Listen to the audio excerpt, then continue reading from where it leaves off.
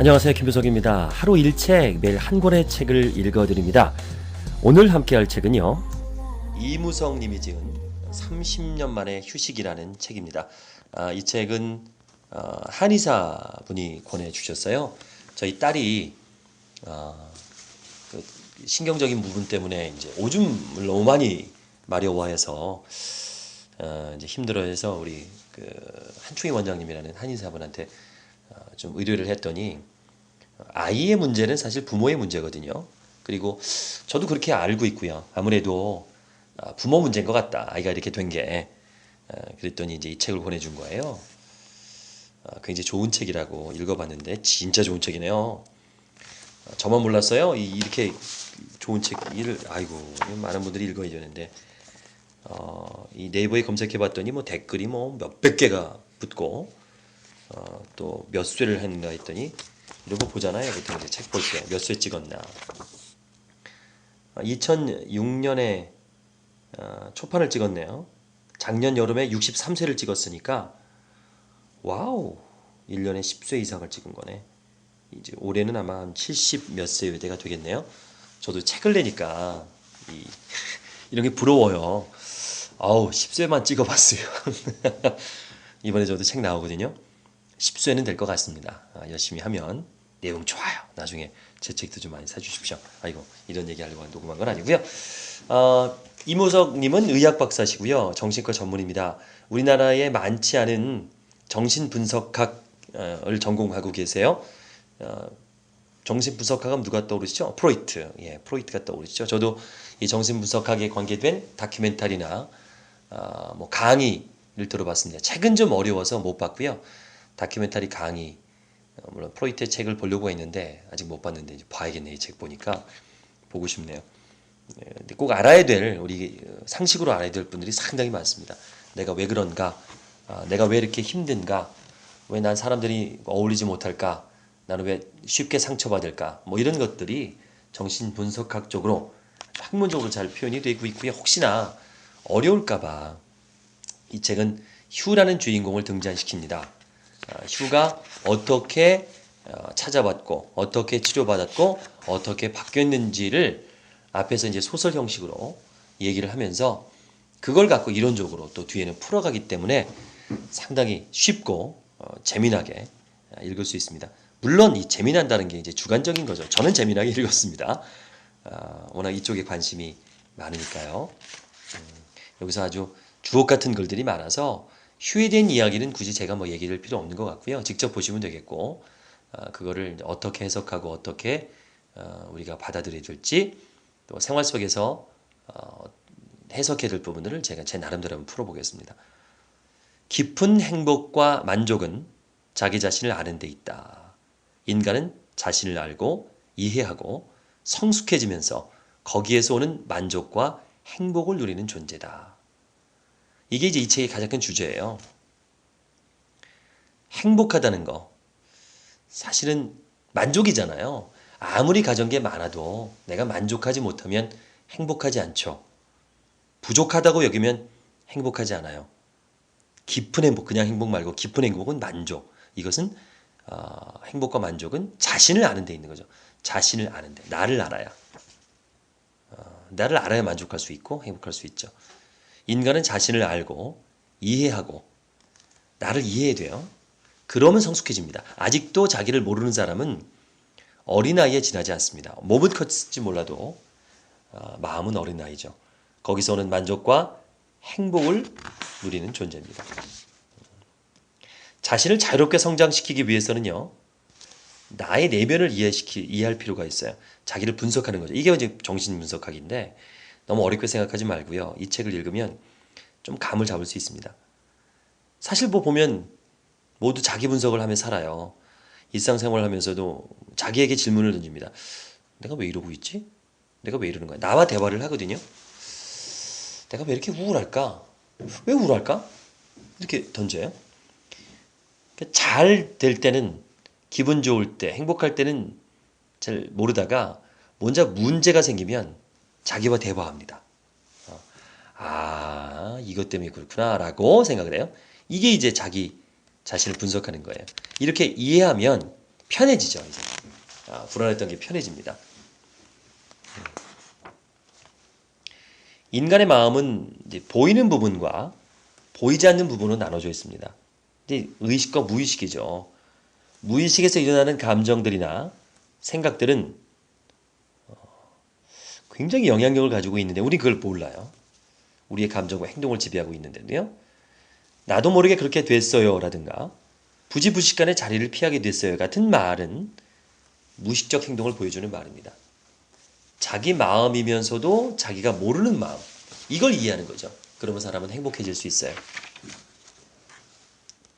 정신 분석을 받지 않아도 자기 무의식을 이해할 수 있습니다.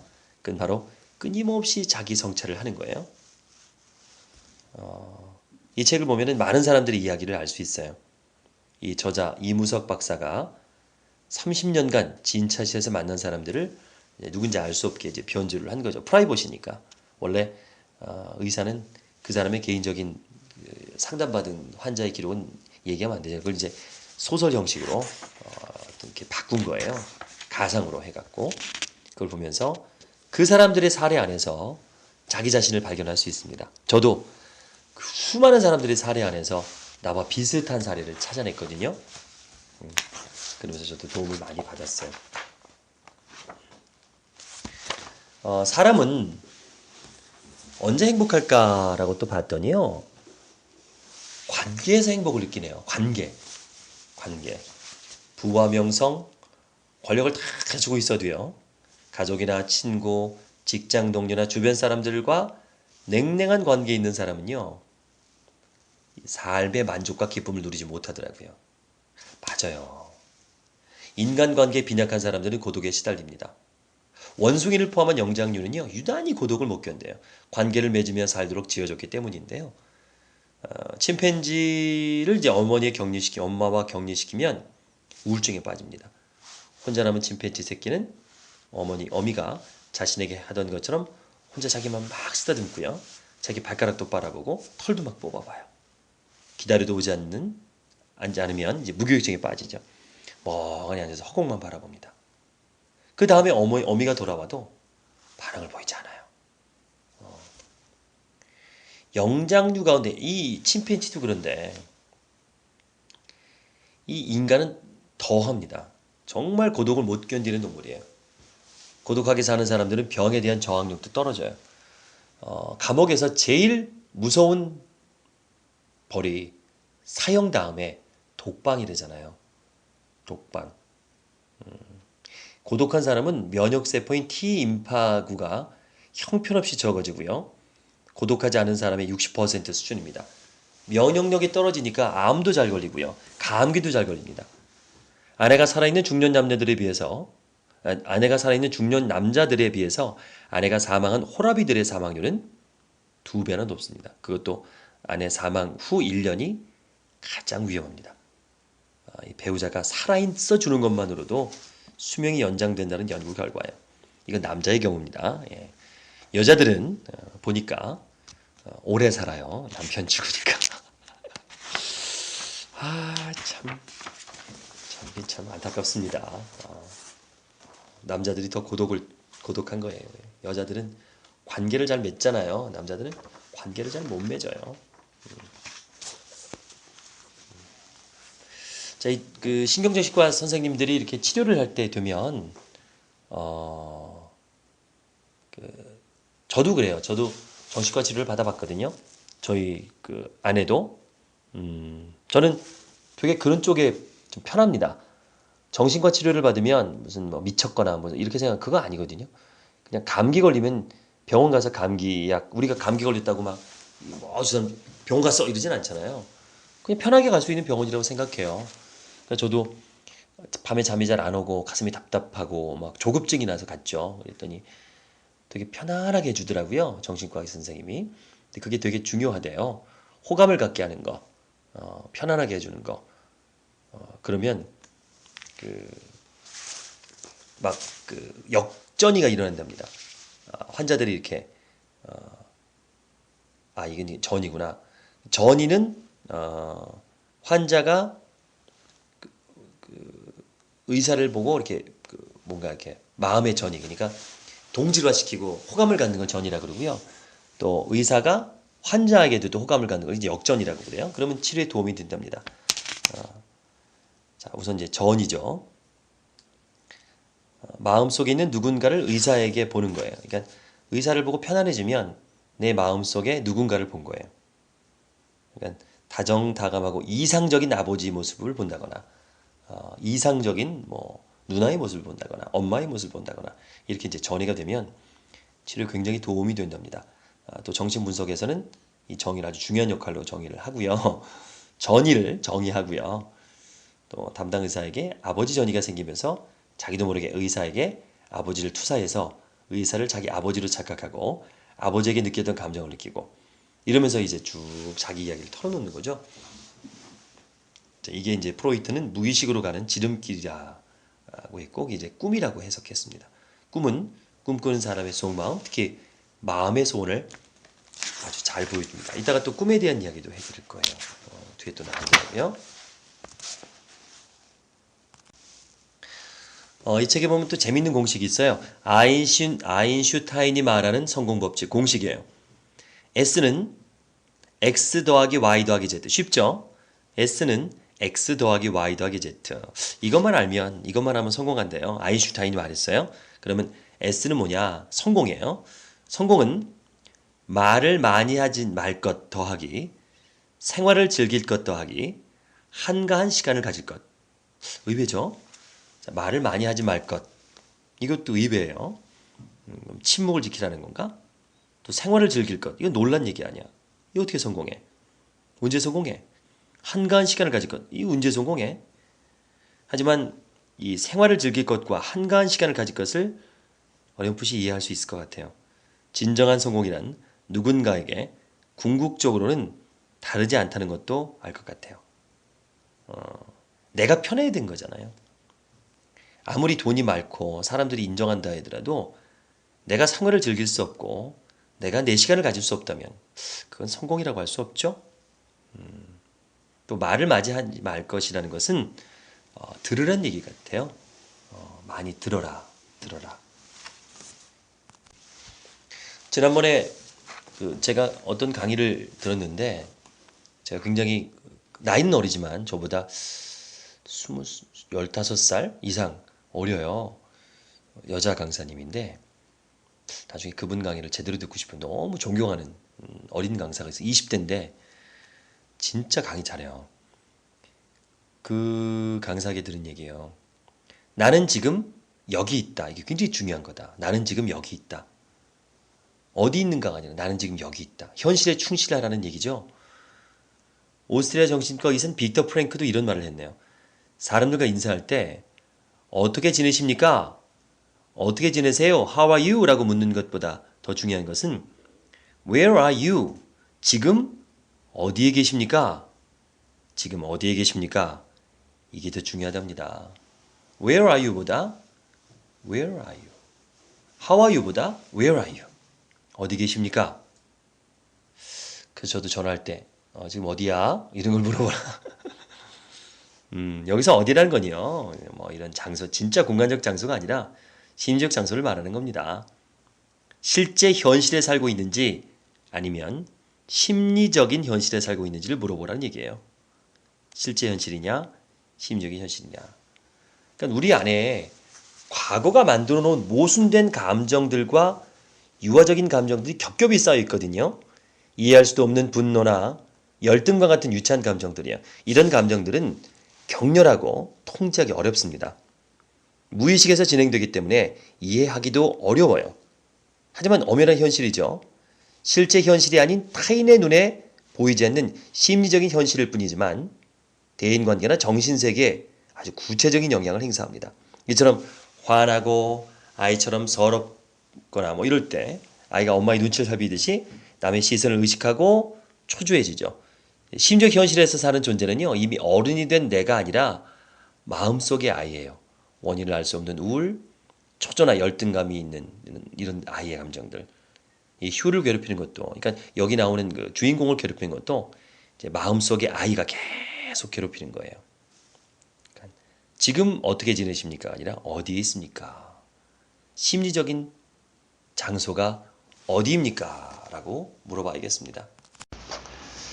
이무성 님이 지은 30년 만의 휴식 책 함께 하고 있습니다.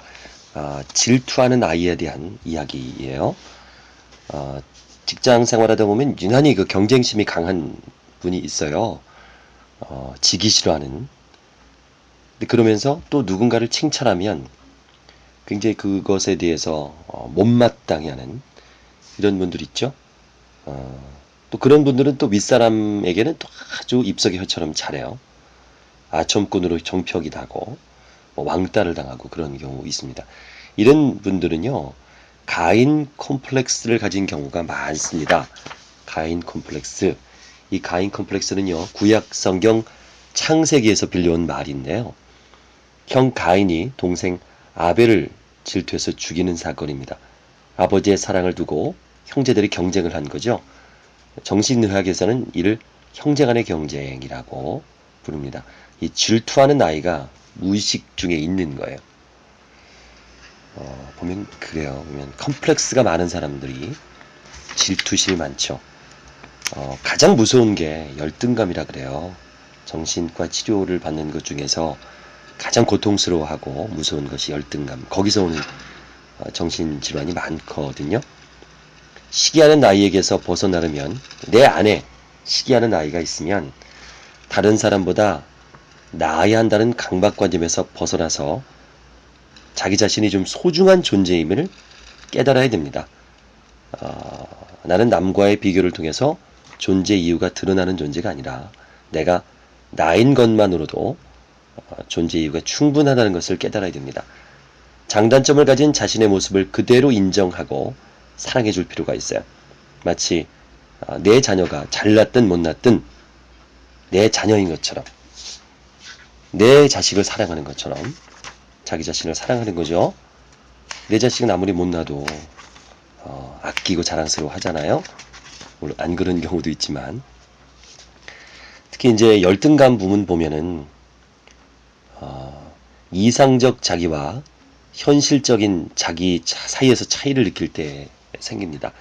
키가 180cm가 되어야 한다고 생각하는 사람은 자기 키가 170cm면 부끄럽죠. 대졸은 돼야 사람 대접을 받을 수 있다고 생각하는 사람은 고졸인 자신이 부끄럽습니다. 대졸 앞에 가면 괜히 주눅 들고 초라해지죠. 남성에게 열등감을 느끼는 여성들도 많아요. 특히 바로 이 밑에 남동생을 둔 누나들에게 많이 볼 수 있는데요. 그건 유년기 경험과 관계가 깊습니다. 남근을 가진 남동생은 특별한 대우를 받는데 자기는 소외당했다고 느끼기 때문이에요. 여자아이들은 남근을 갖고 싶어 한다. 이게 이제 정신분석 프로이트가 말하는 남근 선망입니다. 남근이 없다는 열등감을 극복하기 위해서 남자처럼 행동하는 여성들도 있어요. 바지만 입고 치마를 거부하거나 남자들이 주로 하는 직업을 택하기도 하고요. 남성들을 여성을 핍박하는 적으로 보고 투쟁하는 여성들에게서 남근 선망을 가진 마음속의 아이를 볼 수도 있습니다. 자기 평가 기준을 뭐 돈, 학벌, 외모로 삼아서는요 열등감을 벗어날 수 없습니다. 그보다는 인간으로서 자기 가치를 인정해야 되죠. 한 인간으로서의 독특한 자기 가치를 인정하는 사람은 잘생긴 박사 친구가 60평짜리 아파트에서 예쁜 부인과 인류대학에 다니는 아이들과 함께 사는 것을 보고도 박수를 보낼 수 있습니다. 친구는 친구의 인생을 사는 거고요. 나는 내 인생을 사는, 나는 확고한 자기중심이 있기 때문이죠.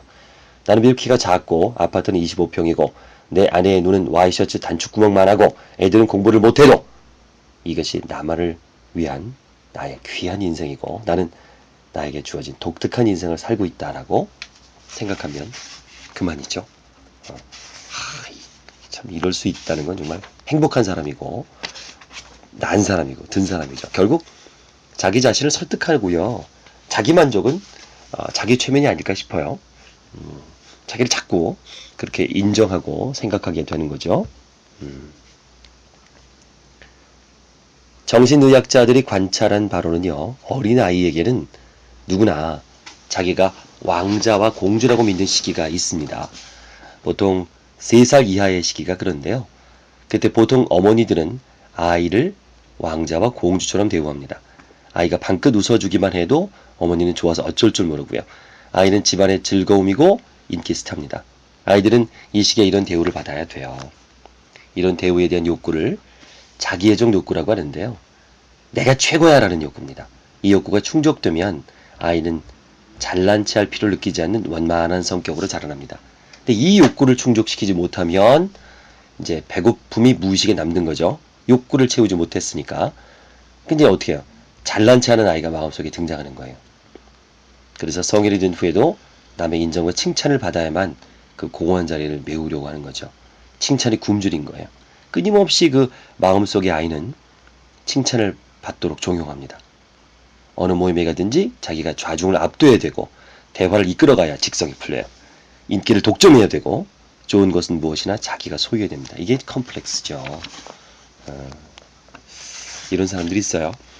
우리 불쌍히 여기자고요. 아, 어릴 때 사랑을 못 받고 자랐구나. 이렇게 생각하는 거죠.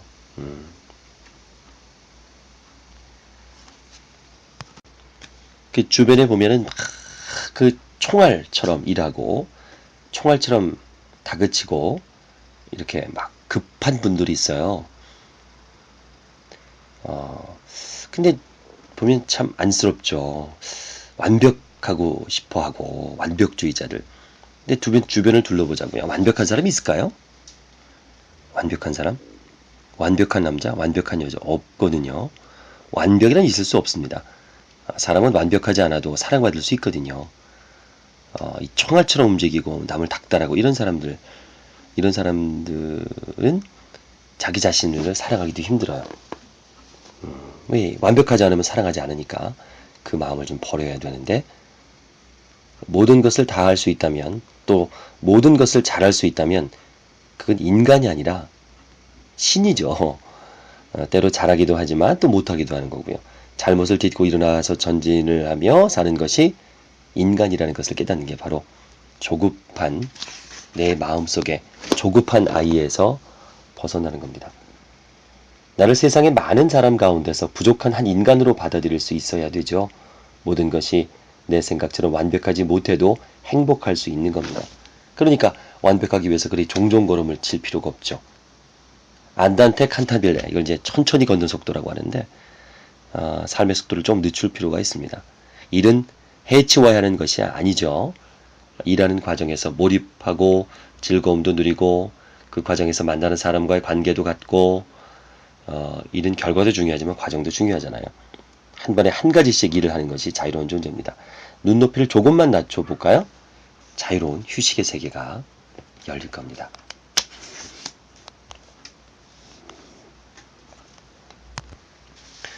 정신분석학의 창시자 프로이트는요, 인간에게는 일정량의 정신 에너지가 있다고 했습니다.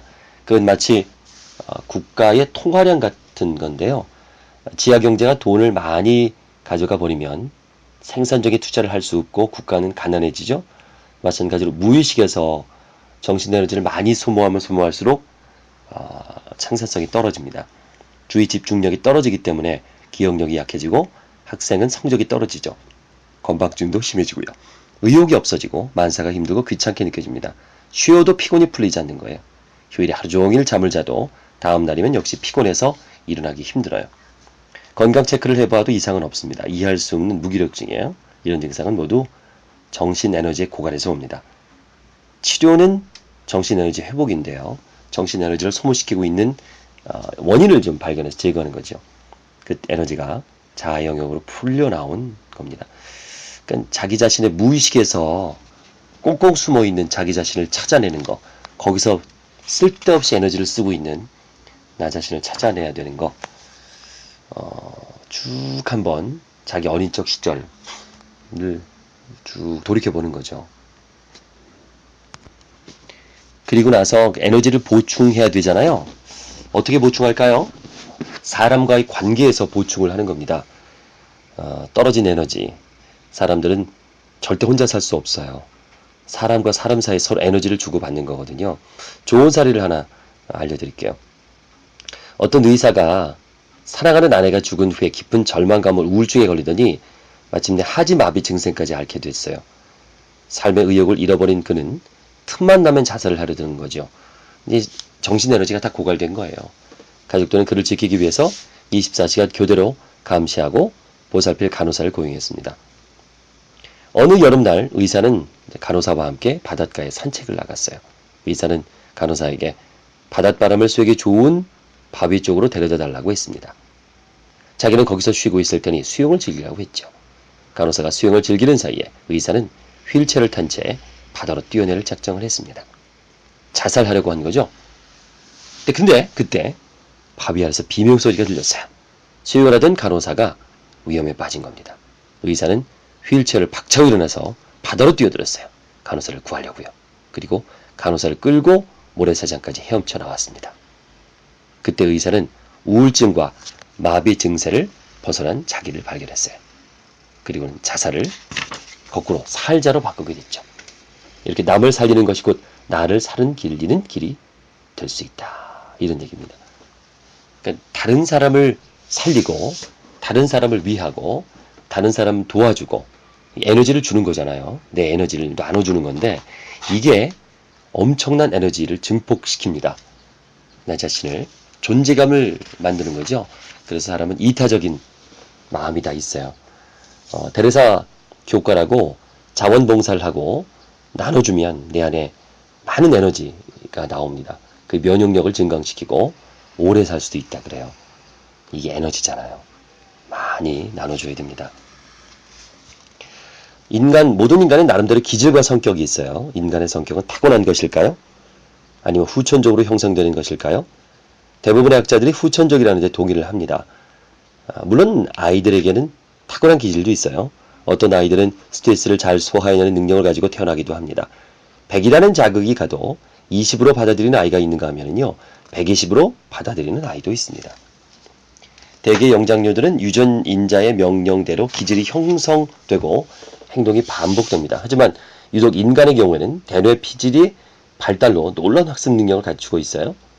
어떤 독특한 유전인자를 갖추고 있더라도 후천적 경험과 학습에 의해서 마음의 현상이 달라질 수 있고 전혀 다른 행동 양상으로 표현될 수 있습니다. 결론적으로 말하면 인간의 기질은요.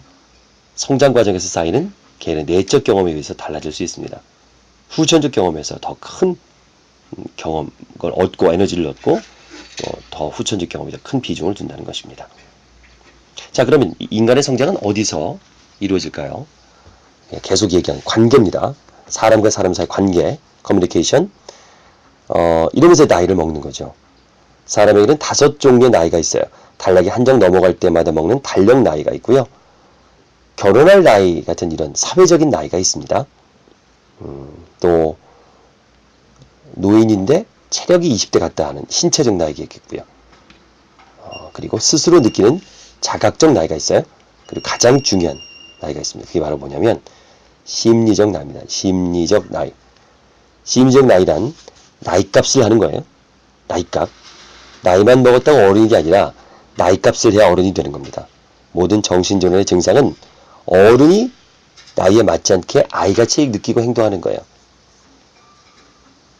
나이값을 하는 거죠.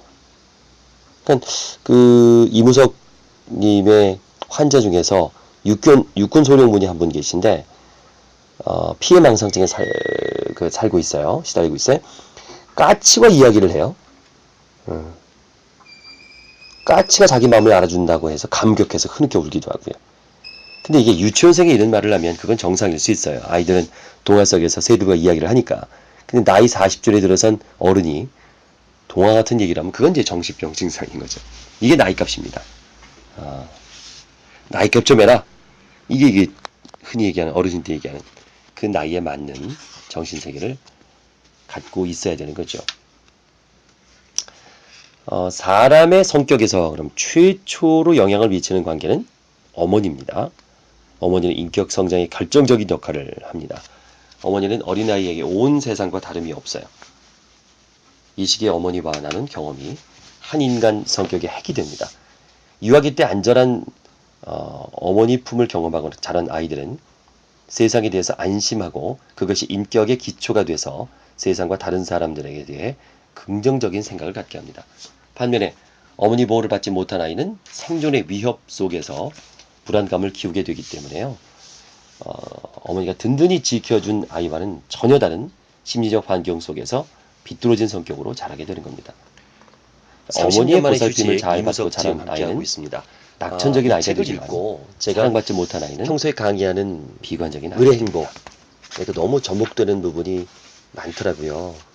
가불관계, 아이가 자라나면서 참 말 안 듣죠. 설득하기 가장 어려운 대상이 사실은 자식이에요. 자식 이기는 부모 없다고 그러잖아요. 그걸 보니까 어머니는 갑이고 아이는 을이라서 그렇죠. 근데요, 늘 이랬던 게 아닙니다. 아이가 처음 태어나면 누가 갑이에요? 아유, 최상전이 아이죠. 간단아이가 갑입니다. 한 3살까지 제대로 사리분별 못하죠. 3살. 3살까지는 어느 부모나 다 아이를 갑으로 상전으로 모십니다. 근데 그게 아이에게 굉장히 중요한 시기예요. 그 3년, 모든 것을 희생하고 바쳐야 되는 3년이 없으면 이제 아이가 커서 그때 못 받았던 사랑을 갈구하게 되는 그게 있죠. 자, 아이가 처음으로 인간관계를 맺는 대상은 누구죠? 엄마죠. 이 병아리, 오리 이런 그 새들도 알에서 깨어나서 처음으로 눈 마주치는 움직이는 물체를 엄마라고 인식하고 철철철 쫓아다니잖아요. 생존에 달려있는 겁니다. 생후 1.5세 이게 이제 우리도 흔히 말하는 이제 3살이죠. 3살. 만 1.5세. 엄마와의 애착 관계는요. 한 인간의 개인 성격에 결정적인 영향을 미칩니다. 이게 정신분석학의 대가인 프로이트의 이론에 의한 건데요. 이 시기에 아이는 엄마의 젖가슴과 젖꼭지를 통해서 구강 욕구를 만족시키며 쾌감을 갖게 되는데요. 이것을 이제 자기애라고 합니다. 이 과정에서 엄마의 따뜻한 보살핌을 받고 꾸준하고 건전한 만족감을 얻으면 자기의 시기가 짧아지고 본능적인 욕망을 자연스럽게 승화해서 다음 단계 정신 발달 단계로 들어서는데요. 그러니까 이때는 모두 이제 공주고 왕자인 거예요. 이렇게 해줘야 됩니다. 완전 갑이죠. 슈퍼 갑이죠. 철저하게 엄마는 을이 돼서 떠받들고 충성해야 되는데 이때 충성을 하지 않으면 엄마들이 아이들은 사랑받고 싶은 욕구에 좌절을 겪으면서 의존적이 되고요. 자기중심적이 되고 매사 요구가 많아지고 받을 줄만 아는 성격이 됩니다. 아이는 3살이 될 때까지 자신에 대한 엄마의 반응을 통해서 자아를 형성해 나가거든요. 엄마의 반응을 내재화시키는 과정을 겪는 거예요.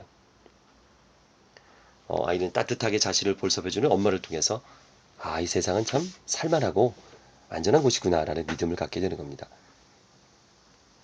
하지만 만약에 이런 사랑을 못 받았다, 이 좌절을 느꼈다, 이러면 아이들은 이제 세상은 살만한 곳이 아니라 야, 이 몹쓸 곳이구나, 힘든 곳이구나, 두려운 곳이구나를 느끼게 돼요. 이 3살까지는 정말 행복해야 됩니다. 엄마는 또 행복해하고 그렇게 또 팔로우십을 발휘하게 또 이쁜 짓을 해요. 아이들이. 그래야 엄마의 관심과 집중을 받을 수 있으니까요. 이렇게 아이에게 온 정성을 쏟게 되면 이제 누가 문제냐면 이제 남편이 문제입니다. 남편이 질투를 하죠. 제가 출장을 가면 교육 담당하는 분들에게 물어봐요. 이 교육 담당자들은 출장이 굉장히 많거든요. 아유, 출장하는 거 어렵지 않아요? 결혼한 분들한테 물어봤더니 좋다는 거예요. 아니, 이 친구가 결혼한 지 얼마 안 된 것 같은데 벌써부터 이게 좋냐 그랬더니 아이를 출산한 겁니다. 아내가. 어차피 뭐 아내는 온통 아이에게 집중돼 있고 또 자꾸 깨니까 잘 때 자기는 힘들다는 거예요. 차라리 밖에서 자는 게 낫다.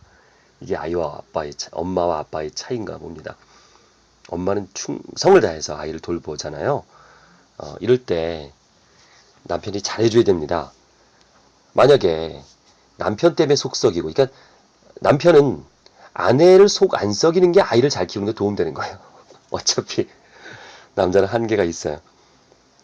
특히 맞벌이를 한다면 아내가 집에 돌아와서 아이에게 최선을 다할 수 있게 집안일을 좀 많이 도와줘야 되죠.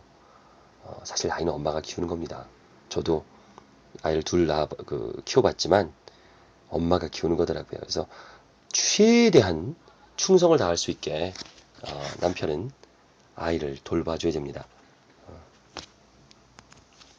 그리고 아까 맞벌이 부부 이야기를 잠깐 했지만 3살 안 됐을 경우 어쩔 수 없이 맞벌이를 한다고 한다면 집에 돌아왔을 때 많이 안아주고 얼마나 부족해요. 엄마의 사랑을 받고 싶어요. 집안일보다는 좀 아이 쪽으로 먼저 달려가서 아이를 안아주는 거죠.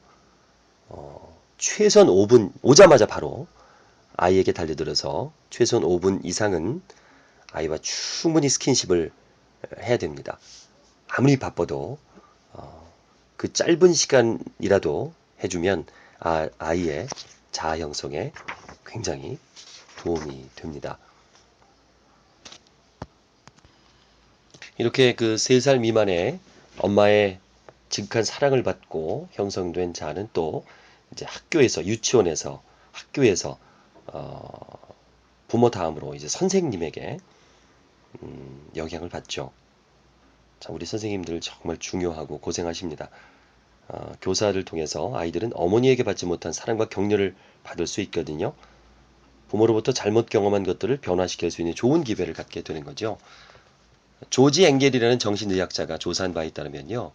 유아기 때 어머니를 잃거나 부모의 이혼으로 성격이 불안해졌던 아이들이 좋은 선생님을 만나서 성격이 변했다고 그래요.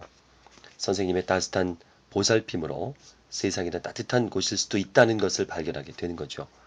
어릴 적에 아버지를 잃은 탓에 성격이 지나치게 공격적으로 변한 아이도 카운슬러를 잘 만나서 정상적인 성격으로 돌아온 경우도 있습니다.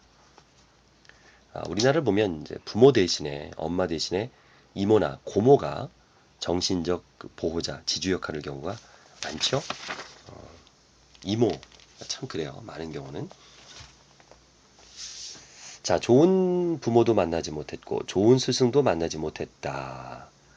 이래서 아직도 심리적 나이는 어린아이인 경우 그럴 때도 좋은 배우자를 만나면 성숙할 수 있어요. 어른으로 자라날 수 있습니다. 연구에 따르면 60% 정도까지 치유될 수 있다라는 또 발표가 있네요. 그만큼 배우자가 중요한 거죠. 중요한 것 같아요. 배우자가 정말 중요한 것 같아요.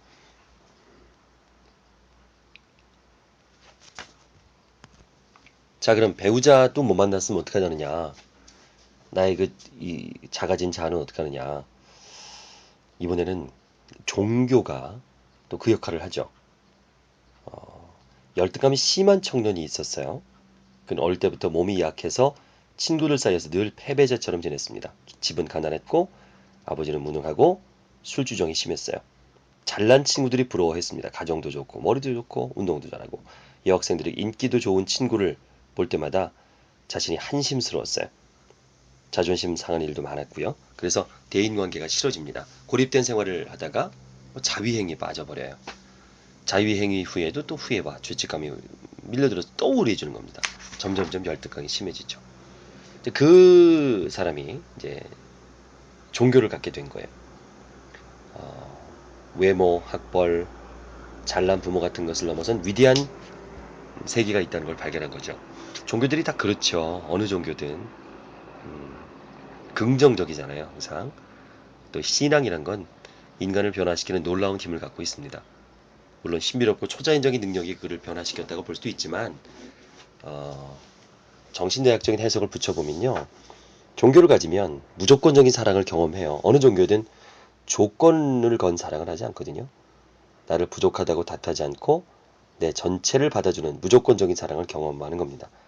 오랫동안 나를 기다려주고 참아주고 변치 않는 사랑으로 옆에 서서 기다려주는 그런 사랑을 경험합니다. 이 종교의 힘 있죠. 그러니까 부족한 자기 자아를 만족시키고 자기 자아를 찾아낼 수 있고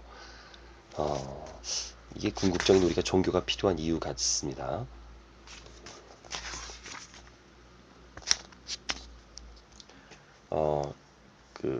절대적인 희생과 절대적인 사랑을 하죠. 종교는 그 믿음이 있죠.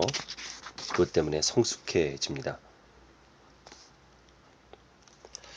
이 사람의 영혼은 다른 사람의 인정과 사랑을 먹고 살아요.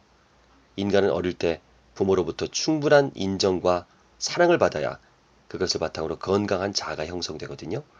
하지만 인생은 복잡한 것이고요.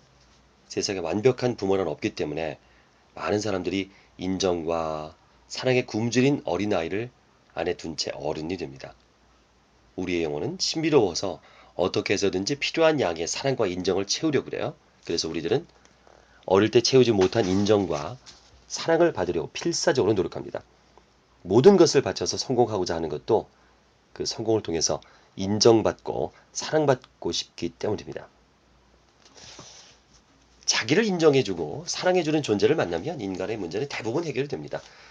부모라면 자식을 충분히 인정해주고 사랑해주세요. 지금 내가 주는 사랑이 아이들을 건강하게 만들고 그 아이들이 자라서 주위 사람들을 건강하게 만듭니다. 나의 사랑이 세상을 건강하게 만드는 데 기여할 거예요. 그리고 부모님, 아내, 남편, 친구와 직장 동료들 인정하고 사랑해 주게 됩니다. 그들도 사랑에 목말라 있어요. 우리가 살고 있는 세상을 더 살기 좋은 곳으로 만드는 데는 그리 거창한 활동이 필요한 것이 아니고요. 내 주위 사람들을 인정해주고 사랑해주는 것, 그것이 필요합니다. 우리의 문제는요, 그렇게 사랑하기가 내 마음같이 되지 않다는 것이죠. 하지만 자기를 알아가면 자신이 충분히, 비록 충분한 사랑을 못 받았어도 우리를 사랑할 수 있습니다.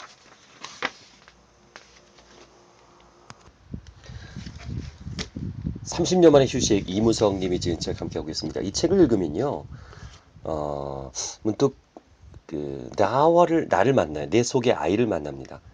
이때 두 가지 반응이 나오는데요. 하나는 기분 좋은 반응이 있잖아요. 그렇구나. 근데 또 다른 한쪽으로는요. 뭐 이런 게 다 있어 하고 책을 덮어버리고 싶어질 수도 있어요. 이는 이제 무의식이 의식의 표현으로 올라올 때 흔히 일어나는 거부 반응입니다. 무시해버리고 싶고 피해버리고 싶은 마음이 생긴 거죠. 이런 반응은 자신의 무의식을 만나는 것이 두렵기 때문에 나타납니다. 이는 당연히 심리 현상으로 봐야 되기 때문에 뭐 비난할 이유는 없어요. 인간은 자기가 감당하기 어렵고 창피한 감정이나 욕구들은 무의식적으로 추방해 버립니다.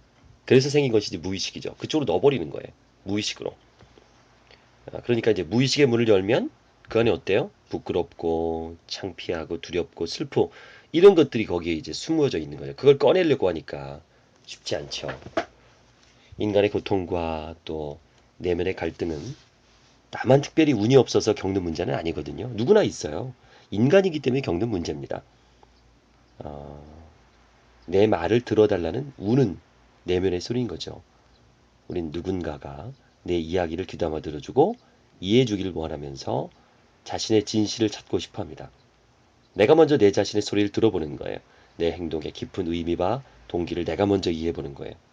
내면의 갈등을 긍정적으로 해소하면 우린 이 갈등을 우리 삶을 앞으로 나아가게 하는 강한 동력으로 만들 수 있습니다. 다른 사람들의 갈등을 이해하는 귀중한 열쇠를 사용할 수 있게 되는 거예요. 나를 아프게 했던 것이 나를 성숙하게 하는 가장 큰 지렛대가 되는 겁니다. 그 길로 두렵지만 힘들겠지만 여행을 떠나보는 건 어떨까요? 자, 이 여행에는 단계가 있습니다. 내가 나를 바라봐주는 것이 첫 번째 단계예요. 우린 스스로 잘 안다고 생각하지만 잘 몰라요. 나는 무엇 때문에 기쁨을 느끼지? 나는 언제 화를 내지? 무엇이 나를 화나게 하지? 나는 다른 사람과 어떻게 다를까? 나는 나를 좋아할까? 지금 난 행복한가? 남들은 몰라도 나는 내가 아는 비밀이 있지. 이렇게 내 자신을 돌아보는 겁니다. 그렇게 바라본 적이 없어서 어떤 사람들은 자기 자신 너무 낮은 존재로 보일 수도 있어요. 그래서 바라봐 주십시오. 사람은 자신을 알아갈수록 편안하고 자유로워집니다. 나를 바라보면 나를 알아가게 되는 거예요. 마음에 들지 않아도 부족해도 그래도 인정해 주는 겁니다. 아, 수고했다. 아유, 고생했네. 열심히 살아왔어. 인정해 주는 거죠. 또 누군가에게 마음의 상처를 받았다면 그게 내가 만든 스토리는 아닌지 정말 그런 건지 이제 지난 일이라고 위로해주고 감싸주세요. 그리고 나서 나를 상처 준 사람을 한번 이해해 보도록 노력하는 겁니다. 그 사람도 그 목 사람의 상처가 있을 거 아니에요. 이 정신 분석을 공부하면 상대를 이해할 수 있겠더라고요. 아, 저 사람도 저렇게 하는 이유가 있겠지. 어릴 적에 뭐 부모의 관계라든가 친구와의 배신, 뭐 시련, 뭐 이런 것 때문에 저렇게 됐겠지. 원인은 항상 있는 거거든요. 그러면서 이해해 주게 됩니다. 우리 마음은요, 연약한 듯 하면서 강하고요, 불합리한 듯 하면서도 합리적이고, 불가사의한 듯 하면서도 얘들은 참으로 신비로운 거예요. 흔히 마음 가는 대로 하라는 말 있잖아요. 그 마음 가는 게 바로 무의식이에요. 이성으로 통제되지 못하는 무의식이에요. 그 이유가 있는 거예요. 마음 가는 대로 가는 이것도 다 이유가 있는 거죠. 흥미로운 실험을 했습니다. 쥐를 두 그룹으로 나누어서요. 한 그룹에는 일정한 숙제를 통과해야만 음식을 주고 한 그룹에는 숙제를 주지 않고 원하는 대로 맛있는 것을 먹게 했어요. 놀고 먹는 행복한 쥐들인 셈이죠. 결과는 행복한 쥐들의 불행으로 끝났습니다. 비만과 무기력에 빠져 죽은 거예요. 하지만 먹기 위해서 어려운 과정을 거치면서 숙제를 풀어야 했던 쥐들은 체중 증가도 없었고요. 오히려 건강했습니다. 그러니까 나의 갈등, 나의 숙제 이런 것들이 행복을 만드는 거죠. 암 환자의 육체적 통증은 지독합니다. 하지만 이보다 더 고통스러운 건요. 심리적 소외감과 절망감입니다. 열등감, 죄책감, 상실감, 배신감, 억울함, 소외감, 고독감. 인간에게 심지어 고통을 주는 감정들인데요. 이 가운데 가장 많은 사람이 힘들어하는 감정이 열등감입니다. 열등감. 많이 고통스러워해요. 아픈 거죠. 열등감. 상대의 열등감을 인정해주고 감싸주고 이해해주는 마음. 참 주변에 열등감 있는 분들이 많아요. 저도 열등감이 있거든요. 근데 자꾸 잘 속이죠. 너는 열등감이 없어. 괜찮아. 너는 완벽해. 자, 열등감을 없애기 위한 방법입니다. 자꾸 마인드 컨트롤 하는 거죠. 어차피 인생은 아파요. 누구나 아픕니다. 가난한 사람도 아프고 부자도 아픕니다. 아플 만큼만 아프자는 거예요. 아플 만큼만 아프자. 너무 증폭시키지 말자는 거죠. 스토리를 만들어서 이런 아픔을 뭐 더 대단한 것처럼 자꾸 증폭시키면 나만 힘들어지잖아요. 삶은 끊임없는 문제들의 연속이라 하더라도 자기 삶 속에서 긍정적인 쪽을 잊지 말아야 됩니다. 1960년대 유럽을 휩쓸었던 학생운동의 정신적 지주이자 우리나라 민주화 운동에 커다란 영향을 끼쳤던 독일의 신학자 본회퍼, 나치 동일에 저항하다가 39의 나이에 순교한 그가 감옥에서 쓴 시가 있습니다. 나는 도대체 누구일까? 감방에서 나오는 나의 모습이 마치 자기석에서 나오는 영주처럼 태어나고 명랑하고 확신에 차 있다고들 말하는 남들이 늘 말하지만 도대체 나는 누구인가? 간수들과 얘기하는 나의 모습이 마치 내가 그들의 윗사람인 것처럼 여유 있고 자유롭고 다정하게 보인다고 남들은 늘 말하는데 나는 정말 사람들이 말하는 것과 같은 사람일까? 그렇지 않으면 다만 나 자신이 알고 있는 나에 지나지 않는 것일까? 세장 속에 새와 같이 불안에 떨며 그리워하다가 병이 들고 질식할 것 같은 답답함에 몸부림치며 사소한 모욕에도 분노로 몸을 떤다. 중략하고요. 나는 도대체 어떤 사람인가? 이 고독한 물음이 나를 비웃는다. 내가 어떤 사람이건 하나님, 당신은 저를 아시옵니다. 저는 당신의 것이옵니다.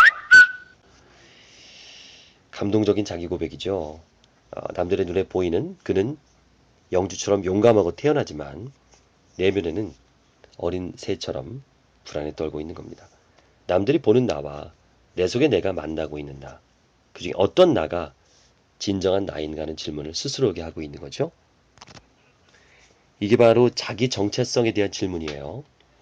인생관과 가치관이 선명한 사람이 건강한 사람입니다. 주체성이 확실한 사람이 성숙된 사람입니다. 정체성이 확립된 사람이죠. 이런 사람은 합리적 판단을 내리고요. 취사 선택도 명쾌해집니다. 우물쭈물하거나 우유부단하지 않아요. 할 일과 안 할 일을 구별하고요. 내 일과 남의 일이 선명하게 구별됩니다. 남의 판단에 의존하거나 남을 졸졸 따라다니지도 않아요. 남의 눈치 볼 필요도 없어요. 판단과 선택의 주체가 선명합니다. 남의 눈치 볼 필요도 없고 자기가 마음의 주인인 거예요. 이렇게 사는 사람은요. 정신병도 잘 걸리지 않는답니다. 그렇겠어요. 정신적으로 약한 체력이 약하고 면역력이 떨어진 사람이 병에 걸리잖아요. 정신도 면역력이 있어서 이렇게 되면 면역력이 높겠죠. 우리는 거울 없이 자기를 얼굴을 볼 수 없습니다. 타인은 자기를 비추는 거울이죠. 인간은 타인을 통해서 자기를 봅니다. 타인과 대화를 나누는 가운데서 타인의 거울에 비친 내가 보이죠. 타인이 나를 긍정적으로 반사해주면 나도 나를 긍정적으로 보게 되고요. 부정적으로 반사하면 나도 나를 부정적으로 여기기 쉽습니다. 자신의 주변에 늘 잘못을 지적하고 죄책감을 느끼게 하는 사람이 있다면 거리를 두는 것이 좋습니다. 다 너를 위해서라고 얘기한다고 해도요. 그들의 얘기를 들으며 잘못된 것을 고치려는 마음보다는 자신이 뭔가 잘못된 사람처럼 느끼진다면 그들은 당신의 좋은 반사 대상은 아닙니다. 우리는 같은 잘못을 지적받더라도요. 지적하는 사람의 의도에 따라서 상처를 받기도 하고 좋은 충고를 들었다고 생각하기도 하지요. 좋은 의도를 가지고 있는 사람들과 만나는 것이 좋은 거울을 갖는 겁니다. 나에게 따뜻한 긍정과 관심을 갖고 멘토의 역할을 해줄 수 있는 사람을 찾아보시기 바랍니다. 이 책에서 말하는 이제 멘토, 저도 멘토에 대해 되게 중요하게 생각을 하고, 저도 멘토가 있고, 많은 사람들에게 이제 멘토가 되어주고 있어요. 관심이 많습니다. 이 멘토는 그리스 신화에서 유래했죠. 고대 그리스의 왕 오디세우스가 트로이 전쟁에 출정하면서 가장 믿을 만한 친구에게 자기 아들을 맡깁니다. 그 사람이 멘토예요. 10년 후에 돌아왔는데 오디세우스의 아들을 이제 친구이자 상담자, 때로는 아버지가 돼서 돌보아줬어요. 왕자는 멘토에게 인생의 지혜와 삶의 철학까지 모든 것을 배웠고요. 이렇게 해서 멘토라는 단어는 인생의 안내자, 혼자만의 비밀을 터놓을 수 있는 사람 이런 의미로 사용하게 됩니다. 나를 비판하거나 평가하지 않을 것이라는 믿음을 가지고 마음을 터놓고 얘기할 수 있는 멘토. 그들은 당신의 친구나 선배, 직장 상사일 수도 있고요. 뭐 종교인일 수도 있습니다. 대신에 나랑 커뮤니케이션 할 수 있는 사람이어야 돼요. 뭐 전혀 만날 수 없는 사람, 죽은 사람 이런 사람 멘토가 되지 않습니까? 근데 롤 모델이죠. 멘토는 나에게 지속적인 영향을 미칠 수 있는 사람이 됩니다. 또 여러분이 주변 사람들에게 영향을 미치게 되면 자기 주체성과 정체성이 강해지거든요. 많은 사람의 멘토도 될 수 있습니다. 꼭 멘토라는 게 나이가 많고 지식이 많고 돈이 많아야 되는 게 아니라 내가 살아왔던 삶을 나눠줄 수 있고 도와줄 수 있고 들어줄 수 있고 상담해 줄 수 있고 이런 도움을 줄 수 있는 사람이 멘토입니다. 정신적, 물질적 다 합해서요. 사실은 물질보다 정신이 더 중요하죠.